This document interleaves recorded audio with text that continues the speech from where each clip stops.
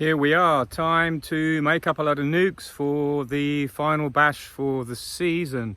We're now July the 15th, 16th, I think, and our chestnut flow is finished for the last day. Everything is kind of hunkered down. The bees aren't flying midday. There's a little bit of clover left, but what I'm doing now is making up all these mini nukes, getting them all ready. Got a big pile over here. They're all going to be out, made up, split, and some more old nukes to use to make as many colonies as I can before the end of the year. But also make them properly and make them in a state where they can be queened very quickly. And that's what I'm going to show you how I do. And then that's what's coming up.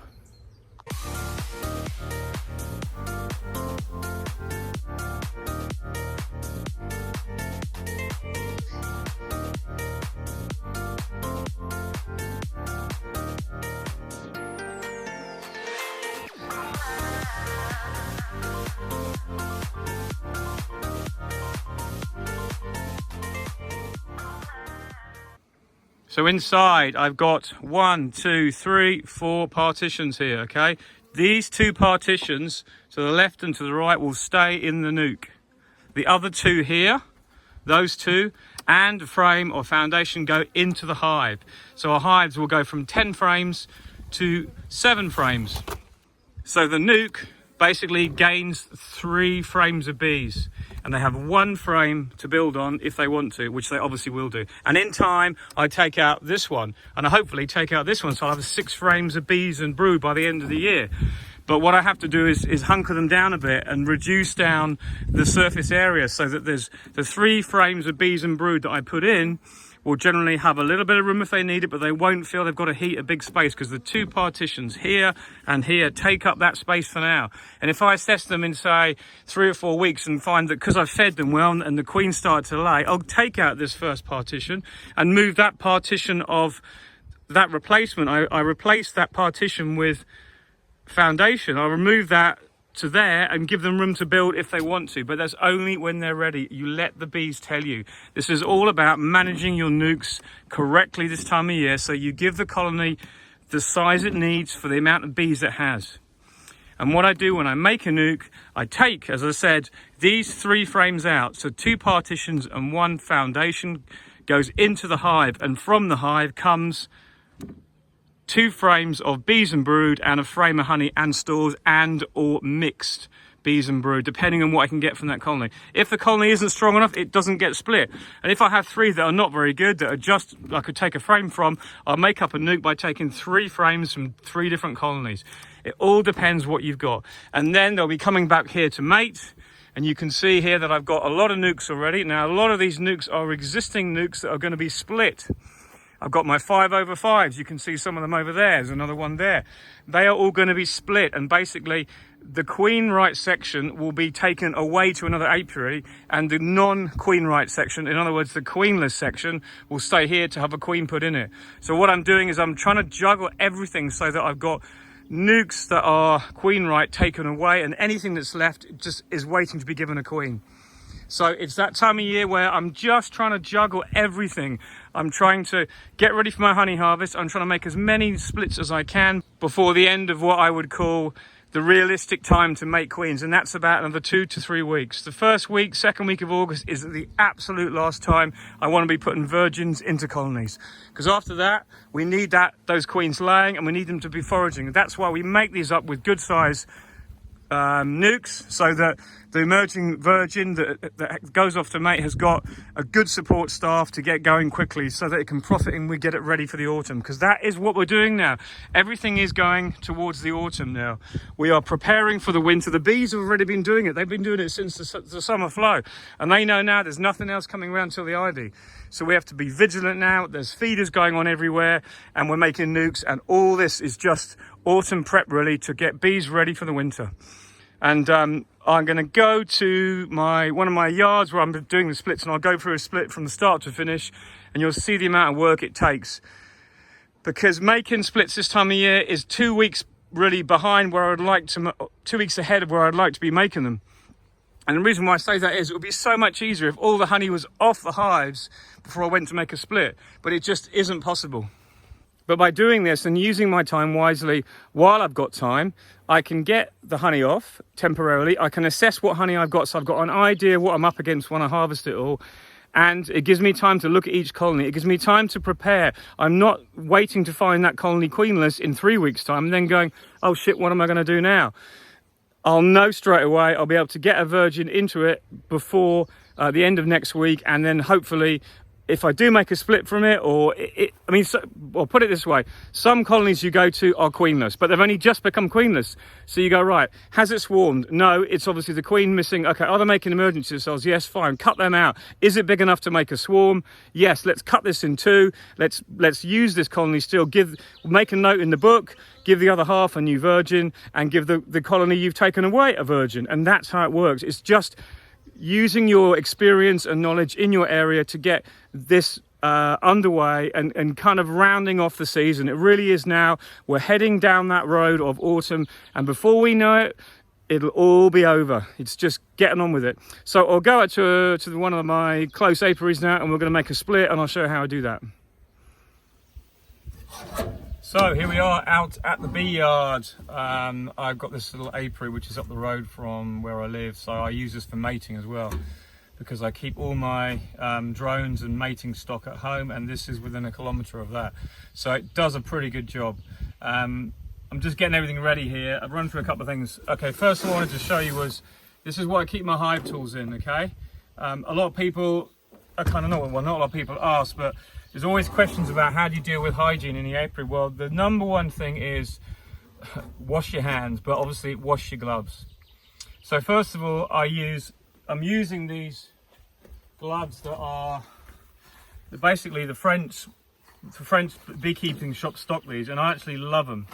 The reason why I wear these is when I'm doing big apiary work, I wear these because I'm in a hurry. I haven't got time to mess around and worry about how nice the bees are. You just have to get the work done, and that is now. That is the time now where we're just going through as many colonies as we can, getting the splits done before the harvest and getting organised for the winter, because you've only got such a short period of time to get your mating done, as you know. So I use these gloves, but the second reason why I use these gloves is for hygiene. If I'm going through all these hives quickly and in and out of different apiaries, I want to be able to just come back and just plunge my gloves into the bleach after I've been to each apiary, and I then rub my hands, and then I have some water. I've got a little bottle of water I carry, and it's brilliant. It's a hand washing bath. So I can basically leave each apiary fairly clean. Yes, my bee suit is grubby, but I wash it every 2 or 3 days, and I've got other suits now I change into. But you do most of the work in the hive with your hands, and it's the contact with your hands and your hive tool that are the most important to keep clean. And obviously clean your smoker, keep all that area where you pick it up with your gloves. So what I do is when I come back, I put my gloves on the smoker when I've just put bleach on them and rub it all over. It keeps the smoker clean a little bit and keeps off any possible contaminants. You don't always know if you've got European foul brood. It does turn up. I've had 2 cases this year, I don't mind saying, but I dealt with it really swiftly, and I've had no more since. So we have to keep on top of the hygiene side of things. We do that in 2 ways: by keeping our gear as clean as we can, and as changing, bleaching hives, spraying, scraping off dirt, not leaving anything that's drone laying, all that kind of thing. Keep the colony strong, keep them queen right. But the other way is to obviously use good stock that is reliable, that for instance doesn't have chalk brood, that kind of thing, because if you haven't got chalk brood, the bees are being hygienic and dragging out any mummies or stuff like that. I used to have a lot of darker bees, as you know, and I always got chalk brood every year in a certain amount of colonies. Since I've changed my genetic, and I've got fairly what I would term as hygienic bees, I don't see anything. I very rarely see any disease, and any disease I do see is always in a colony that's like requeened with an F2 or F3. So in other words, 2nd and 3rd cross. I so rarely see anything at all that's an F1. So that hygienic line is passed down with that first queen cross, and generally things stay clean. But that's what I do. For my smoker, I use some granules, these little wood chips. They keep the smoker going for ages. They're a little bit of a job to get them going. The best thing I ever found to use to light your smoker is one of these. You just have it in the truck. It's as good as a lighter, but you can direct the flame. There it is. This was sent to me by Gazvap when I was trying out one of their gas VAP vaporized oxalic treatment machines. And it's a fantastic little piece of kit, and I'm going to do a little review on that later in the year. But this is the burner they sent with it. It's just a kitchen gas burner, but it's brilliant. And I use this for lighting my smoker. I use grass when I can. And as usual, the wind is always blowing in the wrong direction. And what you can do is, if you want to, you can put the burner on the side there. And that makes everything catch. If your smoker goes out when you're in the middle of your apiary and you're just about to start, you've got all the gear on, your gloves on, you've opened up the hive, you can just grab this, burn the side of the smoker, and the heat will cause, see that red glow? The heat will cause it to catch inside. You see, look, and now that's done. That's often how I light my smoker. So inside, I've got some grass here. I use grass where I can because it's cheap, and I've got a big bag of grass. I've also got some newspaper, and I've got these wood shavings. Now, wood shavings are brilliant. They're a bit dense, but what you need is stuff that's bone dry. So that goes on top of there, and that stops your granules coming out, okay? So I'm just going to pump this a bit, and that's me done. There's no perfect way to light a smoker. Everybody's way is different. What I want is just to get really hot now, and then when I don't use it, I just turn it on its side like that, and it will stay alight all day. If you leave it vertically, it enables that funnel to come up. And what you can do is just use a bit of grass sometimes and block off the end, because obviously material for your smoker is quite valuable. But it'll take a little while to get this going now, because I didn't set it up as I normally would, but it's fairly good. That's how I light my smoker generally. I start off with newspaper to the sawdust, and then when the heat's there, I use the granules. And when the granules get going, basically it'll stay lit all day. And you can so easily add to it then just by chucking a handful in, you know. But smoker fuel that's dry is one of the key things to being a successful beekeeper, to being efficient. If you haven't got dry smoker fuel, you might just well give up, because you'll be there for hours, wasting hours in the apiary, you know.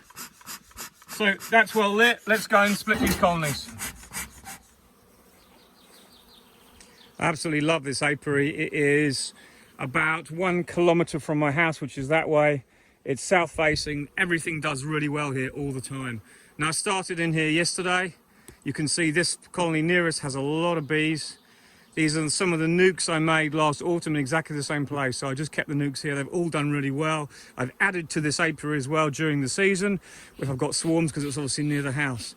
But I came in here yesterday and didn't realise how much the grass had grown, so I'd have to hack everything back yesterday. But now we're back on to knocking out these nucs. You can see the bees are really flying well now. There must be something in flower, because there's still some nectar coming, or something's happening. But generally, there's not much going on. It is quieter, but the sun is just coming out now. So let's get cracking. I've got 7 more to do here, and then I'm on to the next apiary. So before we get cracking, I just wanted to explain that I've come in a couple of weeks ago, added the last couple of supers. This is an A1 typical colony. I don't know whether this is a shitty one or not. I've got some shitty bees amongst all the others. And what I'm going to do is just split this to show you what it's like, what the reality is, okay, of splitting a hive that's got honey on, the flow's just finished. This is the real world of beekeeping. It's not working with lovely little nucs that are like, 100, 150 bees. This is the reality of a big colony with a lot of bees.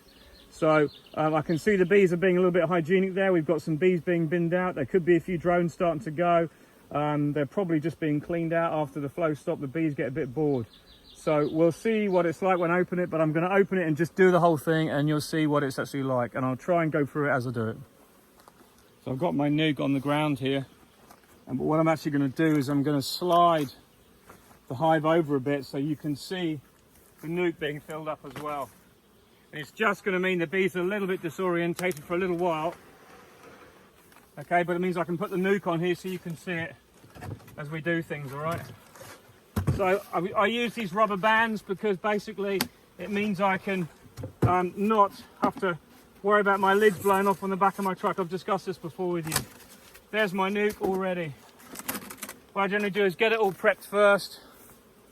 Now, this time of year I use my bigger hive tools because you need to have really good leverage to get the supers off, because I'm going to get the supers off here.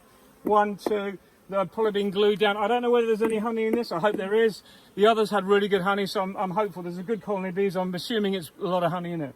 So what I do is also I put, one of the things you should always do is put your roof upside down on the floor, so you've got room to stack. What that means is it creates an area where you can put your super and it's clean. It doesn't stick to anything on the floor. Oh, we have some honey in there. It's not full, but it's not bad. So, but I don't peel off my cover on there because it sets the bees off. So what I do is I get my smoker ready and I'll start take the first super off. And this is easy to get off this one. But I'll tell you what, some of the others are horrendous. A little bit of honey in that one. That goes on there. It's clean off the ground. It doesn't get affected. You see I've got good honey in the second super. A little bit of smoke because it just keeps them from getting rived up. This frame isn't full, but there's honey in it. There's also pollen, which is all right. You know, this is what you get. This is the reality. You get a mix. Not every colony, but the frame is full there, that side. You know, it's just a little bit in the middle that isn't full. You know, so the edges look fuller. Often that's the way. But I'm not going to hang around here. We're going to get to the brood nest. We're making a nuke here. We're not here to play. This is the reality of things. I try and leave the queen excluder on the top, but this one has come off already. So that's probably better. But if you sometimes you do that, and the queen excluder does stay on, and I like to do that, but see, this has got plenty of bees. It looks like we can make a nuke from this. Can I see brood? Yes, I can. So we'll be able to make a nuke from this. Plenty of smoke. We haven't got time to mess around. I take out the 3 frames from the inside, put them to the side for the moment, and the frame of foundation, which is an old frame, yeah, but it's cleaned. I'll rebuild that. It's not a problem. This is reality. See, the bees are getting pissy already. So, nice frames of bees and brood. These are shitty bees. They've got eggs and larvae in this frame. There's plenty of brood. This is not what I like, but it's a frame of bees and brood. It's going to make me... There's even some drone brood there. There's pollen, there's honey in this colony, so that's fine. And there's a laying queen. Plenty of larvae. That's my first frame. And that can go on the inside near the partition. So what I want to do is I want to select 3 frames, 2 frames of bees and brood and 1 frame of honey. But I don't want to take the queen out. This is a thicker frame, more honey on it. But look at that brood. Even though these aren't the best looking bees, they're a little bit runny.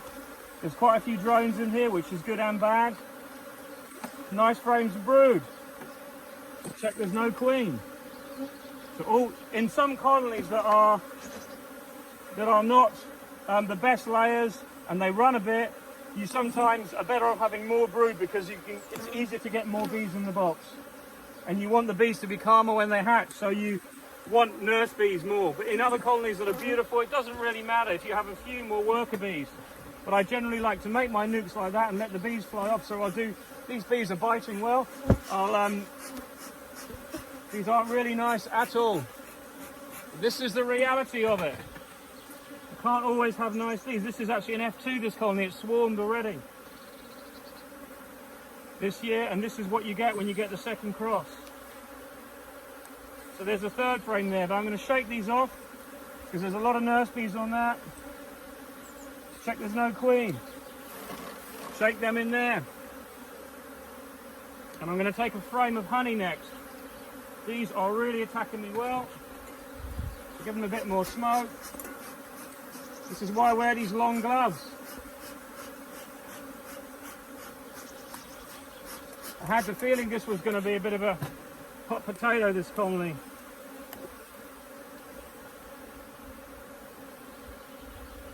There's a frame with eggs on and quite a lot of honey. So I'm probably going to take this one because it means if there's eggs, they'll have to make... those eggs will be in the colony for longer, so there's less chance of it becoming a laying worker. Let's just see if we can shake some more bees off. Plenty of honey here on that one, but there's just bees and nurse bees, so I'm going to move this one across because I'm preparing this hive now for 7 frames.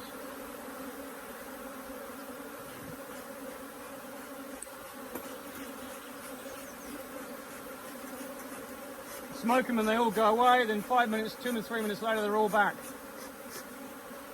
So the nuke is made, but I just need to add some more bees. So I'm gonna find some more nurse bees on a frame that's fairly decent. They're not running so much. Hopefully don't shake the queen in, but I haven't found her yet. She's probably unmarked. There's a nice frame of bees.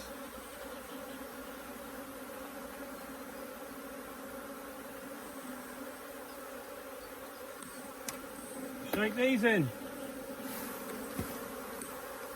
And any of the flying bees will come out and the young bees will be left. And this is one of the biggest misconceptions I see in beekeeping all the time. Is people want to shake the bees in and close it down. Shake the bees, close it down. You want to leave your bees fly, okay? Because that means then that the older bees, the forager bees to this colony, are going to be flying back to this side, to the front, okay? And that means that you won't have a colony that's really aggressive towards a new queen. They're going to be more sympathetic to a new queen anyway, because I'm not going to give this colony a queen until it's had the chance to make queen cells. This will be queenless for 7 days until I put a new cell in it. So they'll have to take the cell I give it, but this is why I do it. So there's a lot of bees in here, a lot of bees in the soup. I'm going to do another shake. This is just full of larvae. And there's no sign of the queen in this frame either, so those can go in.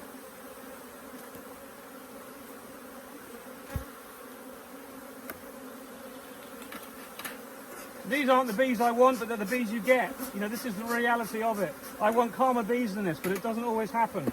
And they're not that bad. I'm still able to do my work. There's no one living around here that gets bothered by these because we're in the middle of the countryside here, which is great. So they stay here. So we've got 7 frames now. We've moved the outside frames in. We've taken the brood nest out of the middle. We haven't disrupted the colony that much because the size will stay the same. So in goes my frame at the end that they'll draw up if they need it. In goes my partition. And when they need food, and if they get enough in the autumn, they'll come around and build out that partition if they need it.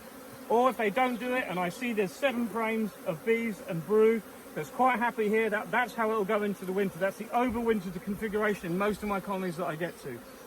In the spring, if they haven't built that out, and I see them starting to build out this number 1 frame, I then whip out this partition and put another foundation in, and that's what gives them the space in the spring. Or I take a nuke from it in the spring when they get strong. It's the best way for us to manage our bees in these 10 frame boxes.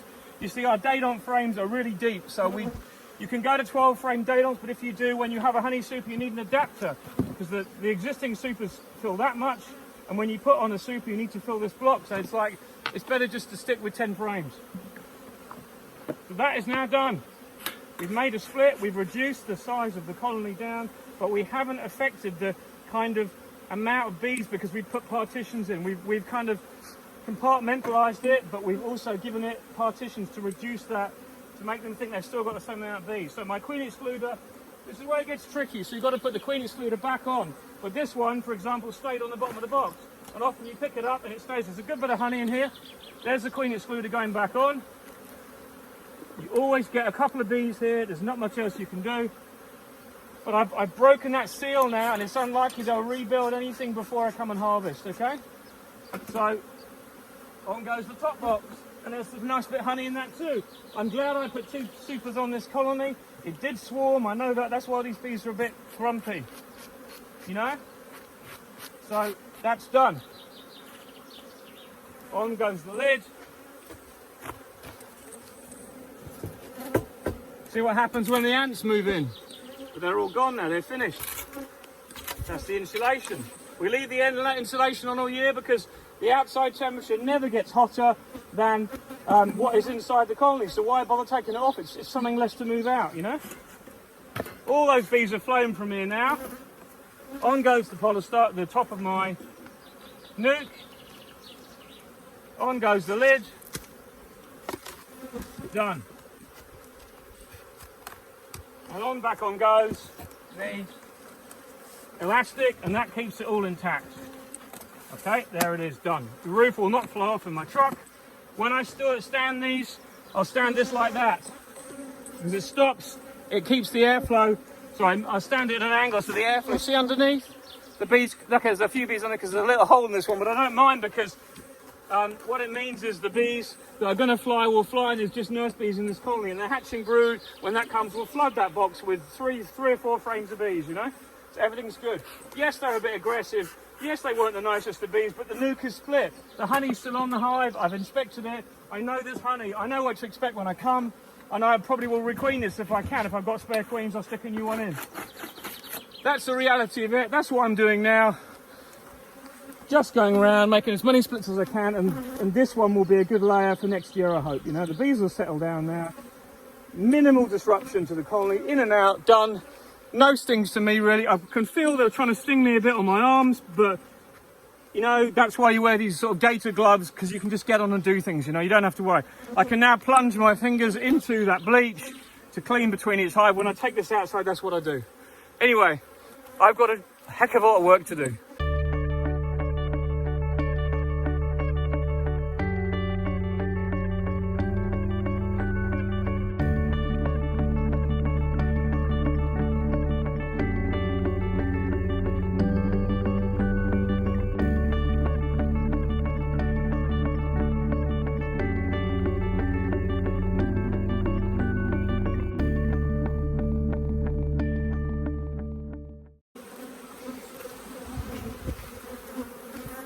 Well, there you go. They're a bit lively, but a lot of these have got the same queens I put in the spring. I'm delighted.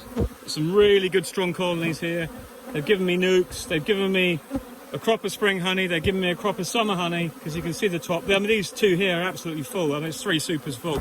And yes, for us, 3 supers is about 18 to 19 kilos of honey. So it's, you can work it out from that. I think that's about 40 pounds in weight, American size.